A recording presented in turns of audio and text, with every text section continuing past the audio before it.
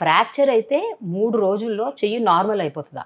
How is it possible? So basic concept is బాడీకి ఉండే అంత ఇంటెలిజెన్స్ ప్రపంచంలో దేనికి లేదండి. ఎనీ ఫ్రాక్చర్ ఏది చేసినా దాన్ని అలైన్ చేసి పెట్టి దానికి ఇవ్వాల్సిన టైం ఇస్తే it will get attached by it self.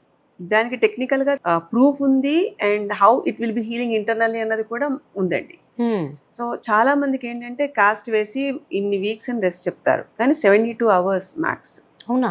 It will be like attach అవ్వడం అంతే. So it will be like processing అనమాట. అంటే అప్పటిదాకా ఉండే ఇన్ఫర్మేషన్ వెళ్ళేది ఉంటుందో అది కట్ అయిపోతూ ఉంటుంది జనరల్ గా.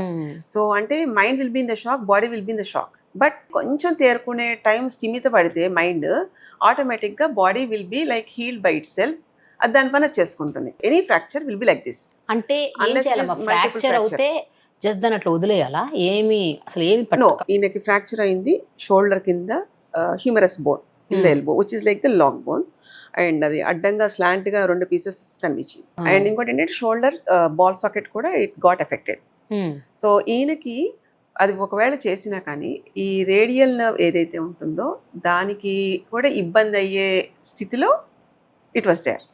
అనుకోని జరిగింది. బాడీ దాన్ని చేసుకునేలాగా టైం నేను ఇవ్వాలి అని. మనం భయపడి చేసామనుకోండి ఇంకొంచెం ఎక్కువ కాంప్లికేట్ అవుతుంది.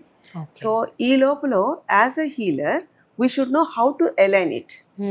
మనకి ఇప్పుడు ఇదివరకు అంటే టెక్నాలజీ ఉండేది కాదు, కానీ ఇప్పుడు ఎక్స్రేస్ లో వీ కెన్ సీ దట్. అది తీసిన తర్వాత ఆ పొజిషన్ చూసి కరెక్ట్ గా దానికి అంటే ఏదైనా విజువలైజింగ్ కన్నా కూడా we should feel that. So అలా చేసి అది బ్యాండ్ చేస్తే దానికి ఒక రకమైన కట్టు కట్టాలండి. అదేమి పెద్ద కాస్ట్ కూడా కాదు. It's like a crepe band. ఆ కట్టు కట్టిన తర్వాత దానికి ఒక పొజిషన్లో ఒక 6 hours అలా ఉంచేస్తాం.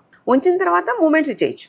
అంటే నాకు ఒక చిన్న సందేహం అమ్మా. ఇప్పుడు చెయ్యి ఇట్లా ఉన్న చెయ్యిని ఫ్రాక్చర్ అయిన చోట ఇక్కడ చుట్టూ ఉత్త క్రేప్ బ్యాండ్ కట్టారా, లేకపోతే ఆ చేతిలోని ముందు ఏమన్నా అటు ఇటు సరి చేశారా? సరి చేయాలి. ఎలైన్ అంటే సరి చేయడం కదా, ఎందుకంటే ఏమో అటు ఇటు వెళ్ళిపోయింది కదండి. Like this it got. Okay, ఇలా ఉన్నది మళ్ళీ ఇలా తేవాలి. దానికి అలా హీల్ చేసి, ఎందుకంటే స్వెల్లింగ్ ఉంటుంది ఇదంతా. ముందు ఆ స్వెల్లింగ్ తగ్గడం అనేది ఇంపార్టెంట్. సో ఫ్రాక్చర్ అంటేనే స్వెల్లింగ్ వచ్చేస్తుంది. సో అది హీల్ అవ్వడం అంటేనే స్వెల్లింగ్ తగ్గాలి. సో ఆ పొజిషన్ లో పెట్టేటప్పటికి body will come to its own knowledge that everything will be coming better. ఆ టైప్ ఆఫ్ లైక్ నాలెడ్జ్ దానికి ఉంటుంది కాబట్టి దానికి అలానే మనకు బ్యాండ్ కనుక చుడితే కదలకుండా ఒక 6 hours అలా ఉంటే మొత్తం స్వెల్లింగ్ అంతా తగ్గిపోతుంది. ఆ తర్వాత you can do that movements. Third డేకి if you take next day it will be clear. Multiple అనుకోండి, we have to depend on like అతికి పెట్టాలి కాబట్టి దానికి సర్జరీకి వెళ్ళాలి.